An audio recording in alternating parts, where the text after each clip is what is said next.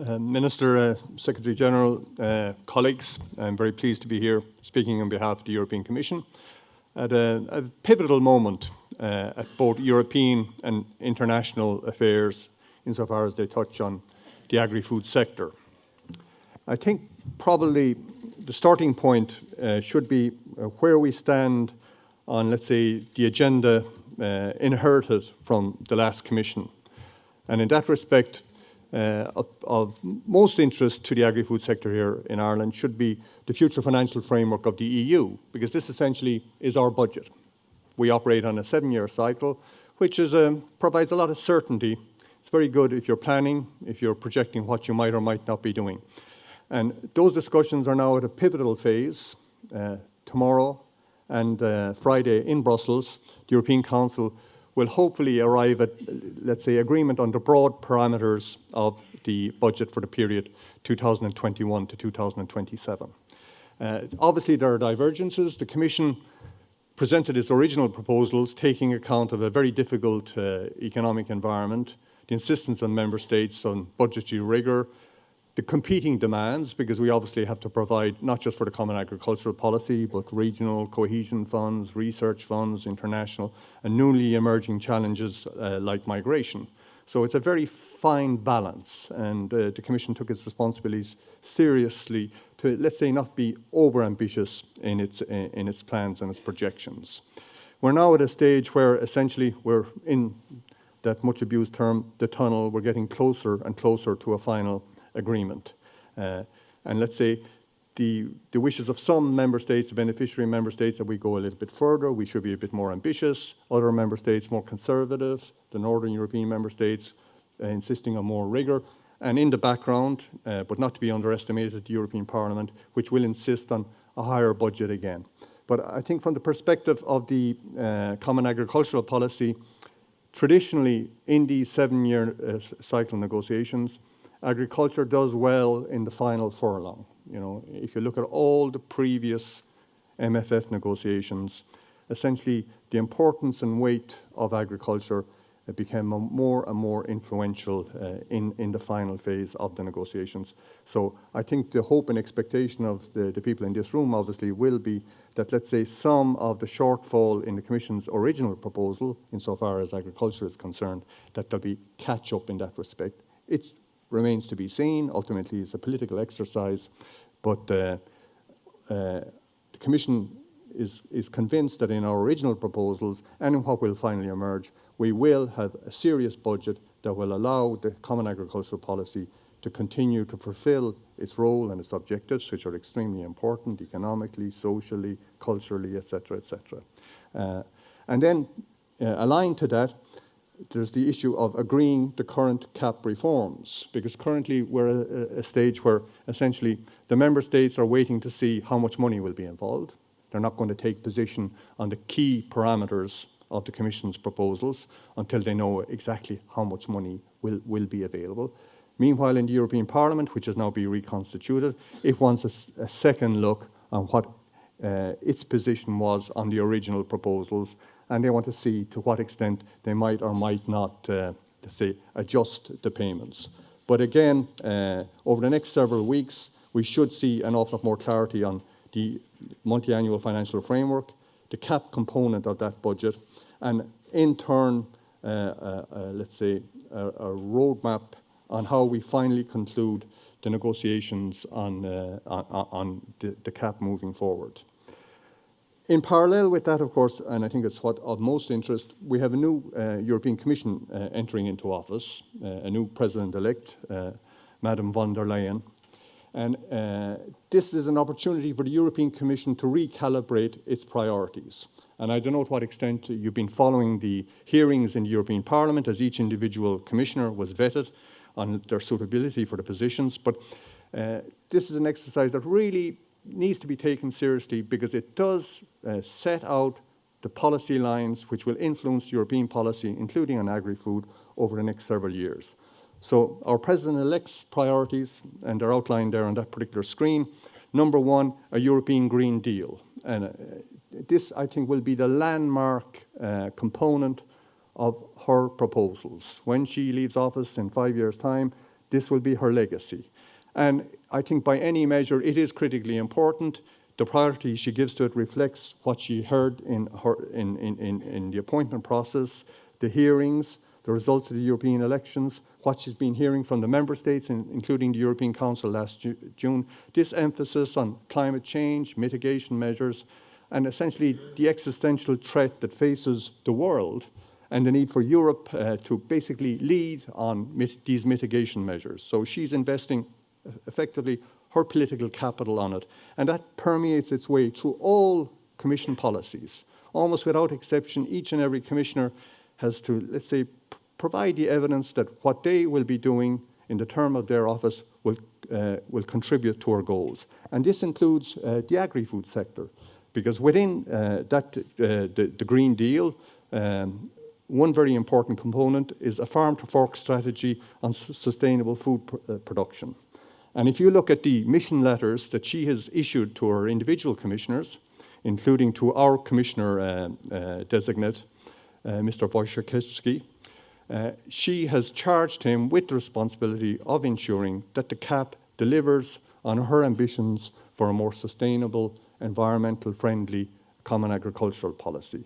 She also charges him, by the way, with the task of completing the reform negotiations on the CAP. And essentially, he will be expected to deliver on that. And these hearings in general, one shouldn't underestimate that concrete proposals follow from these. The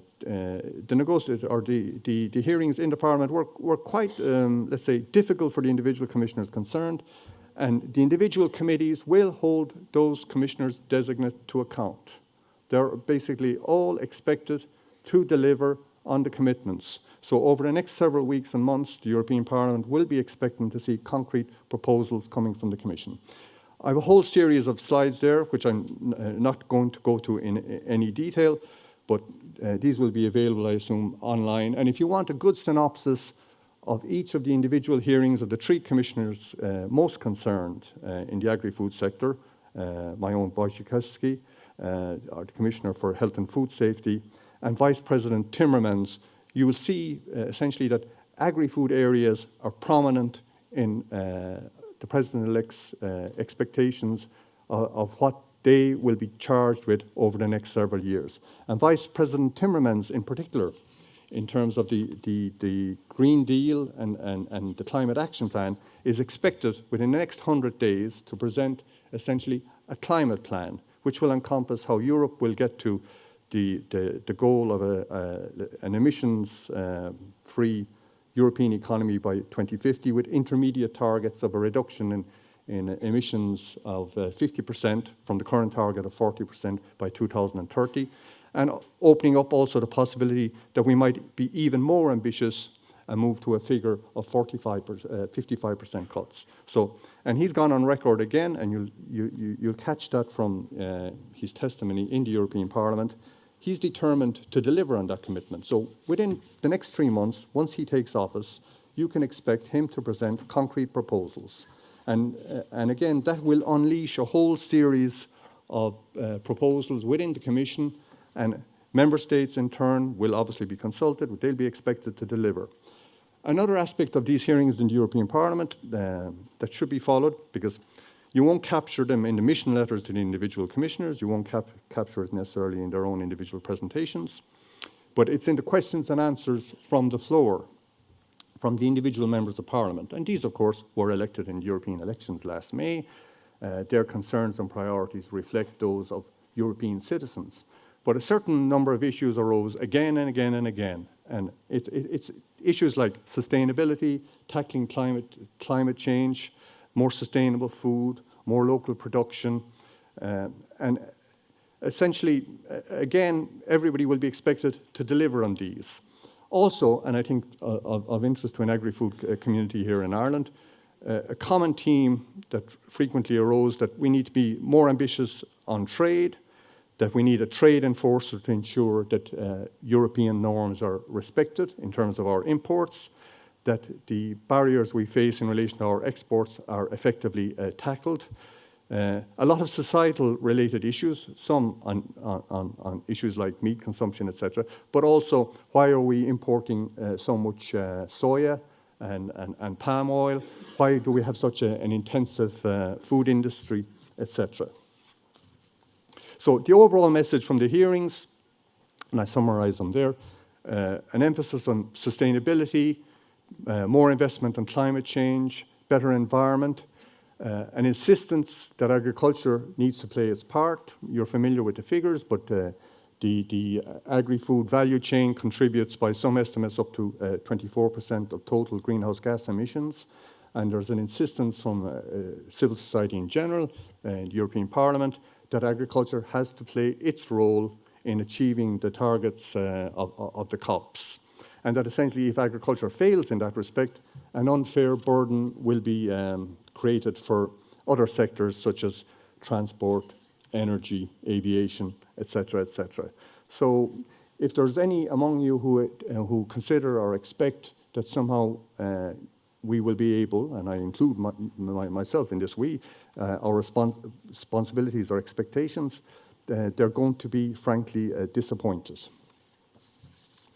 Moving on to the second element, because I was asked to speak not just on a European dimension, but on an international dimension. And here we're moving to the area of trade and trade priorities.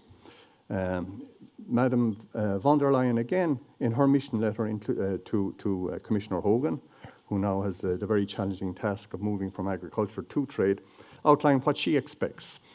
And essentially, this is that Europe is committed to support for the multilateral framework. I think the word she used is that it's in our DNA, that she expects him to work towards reform of the World Trade Organization, which is increasingly challenged. For example, the appellate body in terms of appeals is effectively now in a state of total disrepair.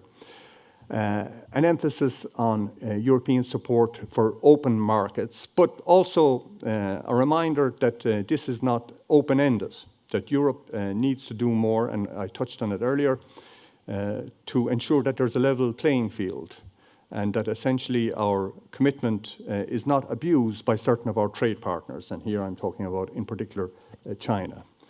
And also that in the trade context also, not just agri-food, we really need to do an awful lot more to promote sustainability-related issues.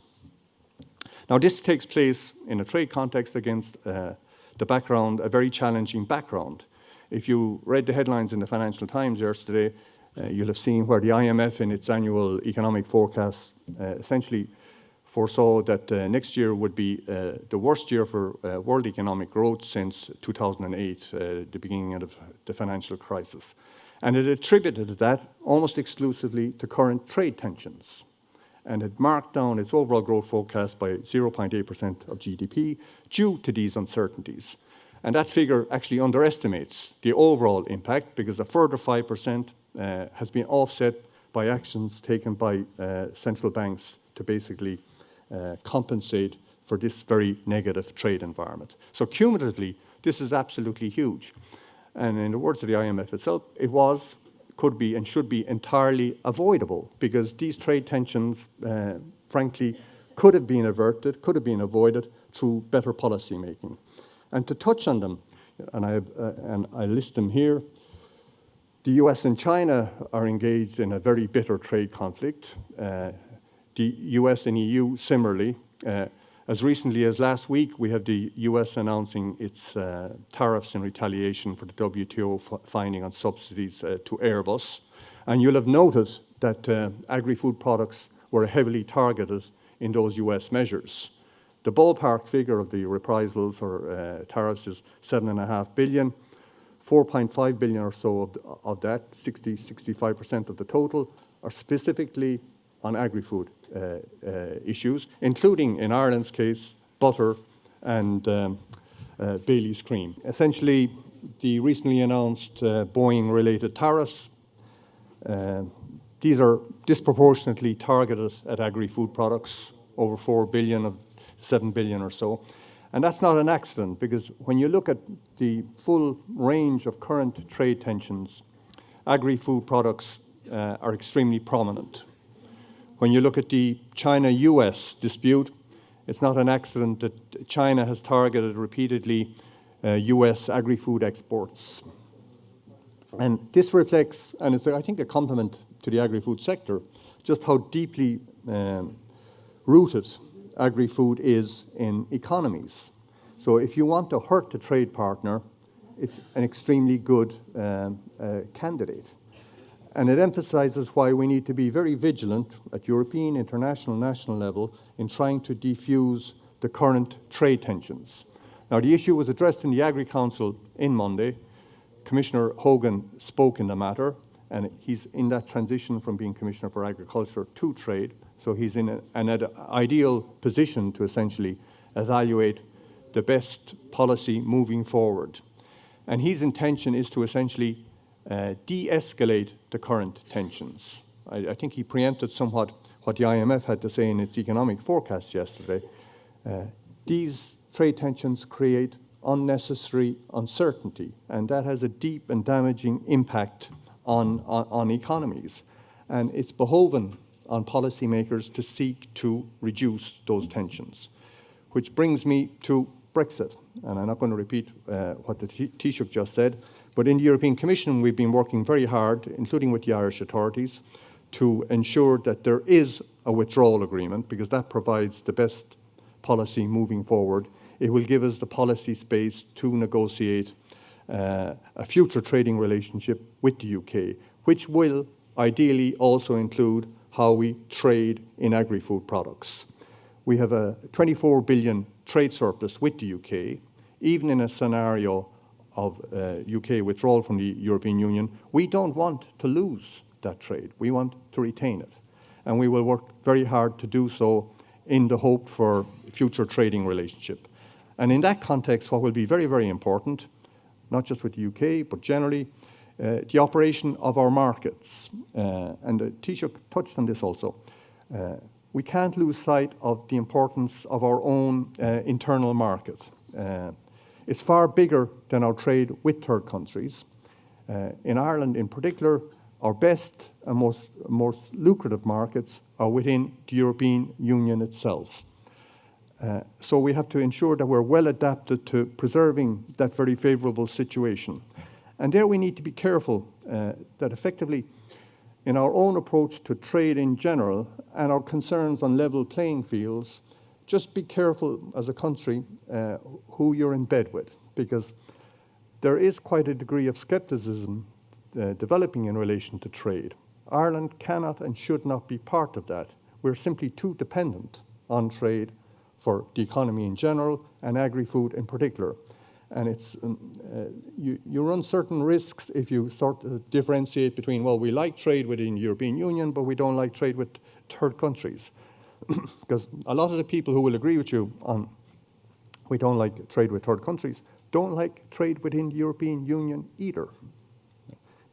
Just recently we were reviewing figures on beef consumption within Europe. And one of the more striking figures, for example, in France, the market in the retail sector in France has essentially been renationalized. French retailers are not importing any beef from within the European Union, never mind Brazil or anywhere else.